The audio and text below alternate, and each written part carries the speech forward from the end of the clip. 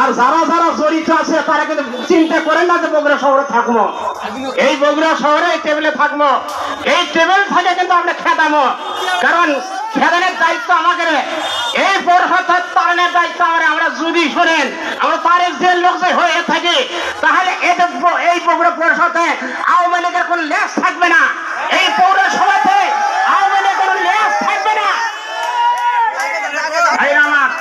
এবার কি হলো, এই শ্রমিক কিন্তু মানুষও কিন্তু শিক্ষা দিতে পারে।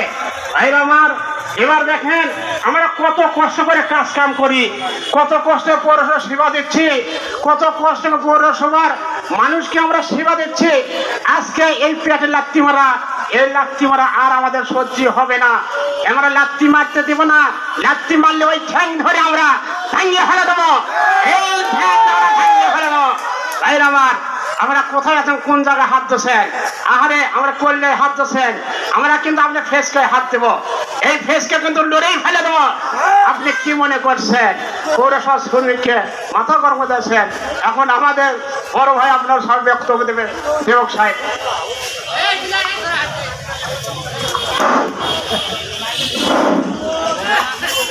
যারা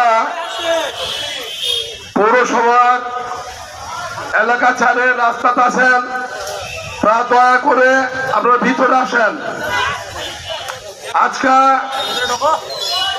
এই সংগ্রাম শুধু আমাদের কমিটির জন্য না, সংগঠনের জন্য না, গোটা বগুড়া পৌরসভার শ্রমিক হরিজনের জন্য। আমি বিশেষভাবে অনুরোধ করছি, 10-এর লাঠি একটা বোঝা হয়, আপনারা যারা এদিক ওদিক ঘোরাফেরা করছেন তারা ভিতরে চলে আসেন। আমরা যদি কন্ট্রাক্টর যদি টেন্ডার ফেলে তাদেরকে আমরা অ্যাটাক করবো, তাদেরকে আমরা অ্যাটাক করবো।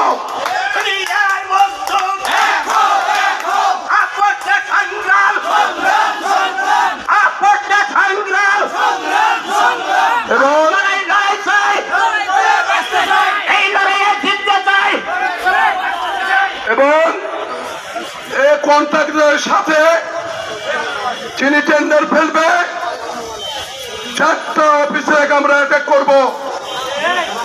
এই 4 ঘর প্রশাসক, সচিব, হেনা সাহেব এবং ইকবাল সাহেব, আমরা আজকেই তাদের ঘরে রুম অ্যাটাক করব। আপনারা কেউ বাইরে থাকবেন না। আমাদের একটা লোকের উপর গায়ে হাত, আমার শ্রমিকের গায়ে একটু আঁচল লাগলে বগুড়াকে অচল করে দেওয়া হবে।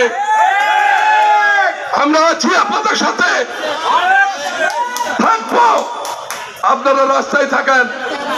এই 4 দালাল পৌরসভা বিক্রি করে দিচ্ছে, আমরা এটা মেনে নেব না।